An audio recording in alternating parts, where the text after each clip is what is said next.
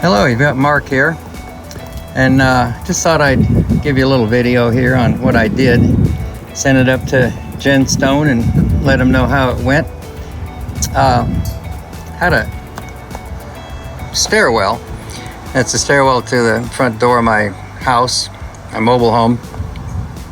And I had that T111 on it for about 10 years or more, and it just get rotted out on the bottom. We're in Florida, and it didn't last very long. Kept replacing it, so I decided, well, I'm just gonna buy some of this GenStone. I tell you what, it went up fast. It took me and my neighbor about, I didn't really even have to have him helping me. It was so easy. Probably about 45 minutes to an hour after we laid it out, just cutting it, and it was done. Piece of cake. And the videos, you guys, GenStone, the videos helped really well. Playing those back, we followed them to a T, and it turned out really nice. Notice I have a security frog that keeps an eye on things, and he likes it. He likes it a lot. Much better. He says he likes it much better than sitting in front of that T111 stuff. So thanks a lot, GenStone. By the way, I think I gave you some referrals. My neighbors really like it. Thanks.